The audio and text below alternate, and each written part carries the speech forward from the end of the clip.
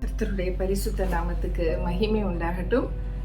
Greetings in the most precious name of our Lord and Savior Jesus Christ. Today we are going to meditate on Psalm 86:5. சங்கீதம் 86:5 எடுத்து வச்சுக்கலாம்.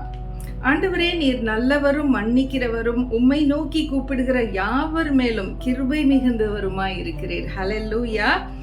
இந்த பகுதியை மாத்திரம் பார்க்க போறோம். உம்மை நோக்கி கூப்பிடுகிற யாவர் மேலும் கிருபை மிகுந்தவராக இருக்கிறீர். ஹல்லேலூயா.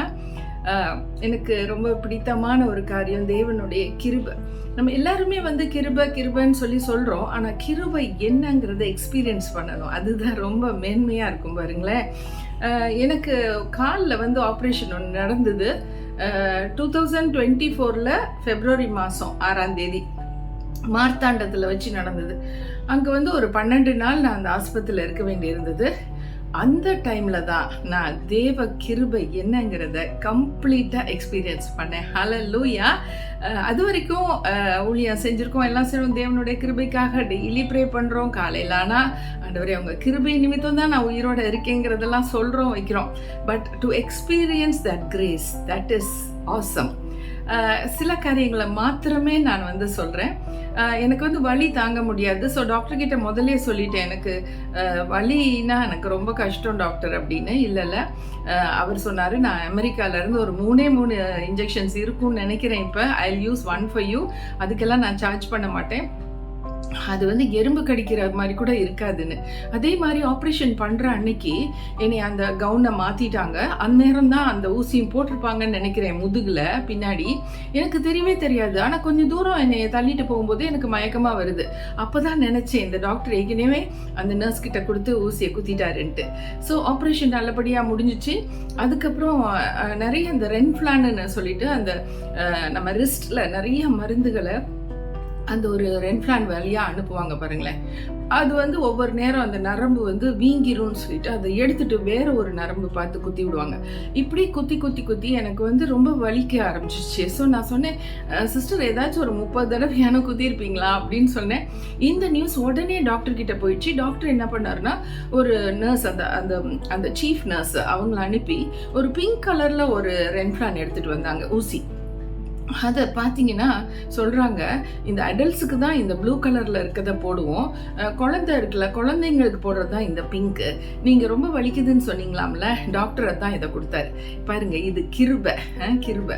அதே மாதிரி எனக்கு ஒரு வலி கூட நான் தாங்கிக்க மாட்டேங்கிற ஒரு காரியத்தை மனசில் வச்சுட்டு அவ்வளவு கர்த்தர் செஞ்சார். அந்த டாக்டர் எனக்கு ஒரு ஏஞ்சல் மாதிரி. எல்லா காரியமும் டாக்டர்ஸ் சொல்கிறது தான் பேஷண்ட்ஸ் கேட்பாங்க பாருங்க. இங்கே பேஷண்ட்டுக்கு என்ன வேணுமோ அதை டாக்டர் செய்கிறாரு. அது பெரிய கிருபை. ஸோ அது மாதிரி இருந்தது. அதுக்கப்புறம் பார்த்தீங்கன்னா என்னை ஒரு இடத்துக்கு கூட்டிகிட்டு போய் அவங்களோட ப்ராப்பர்ட்டி ஒன்று மலை மேலே இருக்குது, அது ஜெபிக்கணும்னு சொன்னாங்க. அப்போ 2 நாள் 3 நாள் தான் ஆயிருந்தது. நான் டாக்டர் கிட்ட சொல்கிறேன், என்ன டாக்டர் எங்கள் மலை மேலெலாம் ஏற சொல்கிறீங்க, இப்போ தானே ஆப்ரேஷன் ஆயிருக்குன்னு. இல்லை நீங்கள் போங்க, காரில் தான் போகிறீங்க, அங்கே போயிட்டு நீங்கள் பிளஸ் பண்ணணும்னு. எப்படி இவருக்கு நான் ஊழியக்காரின்னு எப்படி இவருக்கு தெரியும் அப்படின்னு சொல்லி நான் யோசித்தேன். ஆனால் அதுக்கு முன்னாடி ஒரு கேன்சர் பேஷண்ட்டுக்காக, நான் பேஷண்ட்டாக இருக்கும்போதே ஒரு கேன்சர் பேஷண்ட்டுக்காக ஜெபம் பண்ணுறதை அவர் கேட்டுட்டாரு. அதை கேட்டுட்டு அவர் நர்ஸ் கிட்ட சொல்லியிருக்காரு, என்ன இந்த உள்ள இருக்கிறவங்களுக்கு யாரோ ஜெபிக்கிறாங்களா, யார் உள்ள ஜெபம் பண்றான்னு கேட்டிருக்காங்க அங்க இருக்க நர்ஸ் கிட்ட. அந்த பேஷண்ட் தான் ஜெபம் பண்றாங்கன்னு சொன்னதுதான் என் மேல அவருக்கு சரியான ஒரு மதிப்பு மரியாதை வந்துருச்சு. எங்களுக்கு டின்னர் ஒரு நாளைக்கு அவர் அரேஞ்ச் பண்ணி கொடுக்குறாரு பாருங்க.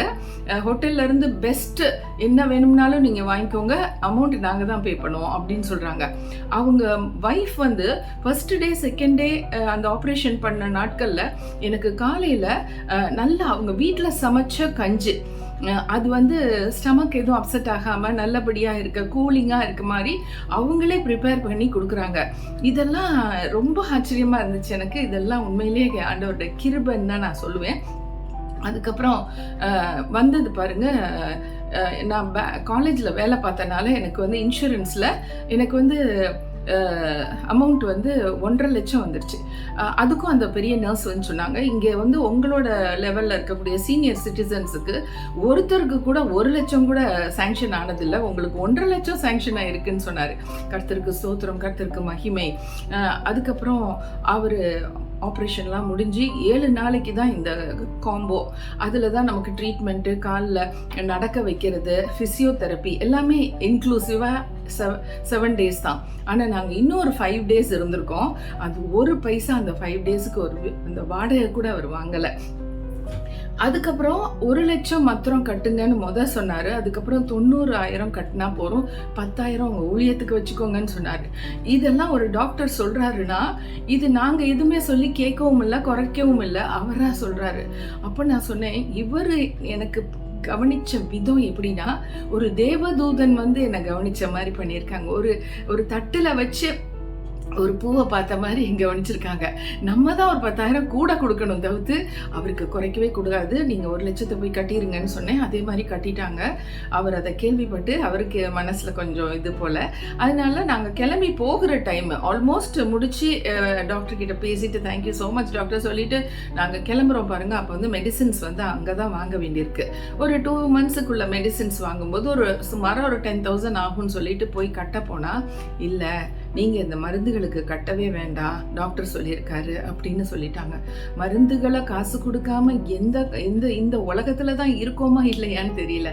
ஆண்டவர் அப்படி ஒரு மேன்மை. இதுதாங்க கிருபை, இதுதான் தேவனுடைய கிருபை. இன்னும் நிறைய காரியங்கள் நடந்தது, அதை வேணா இன்னொரு வீடியோல சொல்றேன். கர்த்தருக்கு கோடி ஸ்தோத்திரங்களை ஏறெடுக்கிறேன். ஆண்டவர் என்ன சொல்றாரு? ஆண்டவரே, நீர் நல்லவரும் மன்னிக்கிறவரும், உம்மை நோக்கி கூப்பிடுகிற யாவர் மேலும் கிருபை மிகுந்தவராய் இருக்கிறேன். அவரை நோக்கி கூப்பிடணும், அவர்கிட்ட சொல்லணும், எல்லா விஷயங்களும் ஆண்டவர்கிட்ட சொல்லணும், அவரை ரிலை பண்ணி இருக்கணும், அவரை தான் முற்றிலும் சார்ந்து இருக்கணும். நம்ம டாக்டரும் சார்ந்து இருக்கல.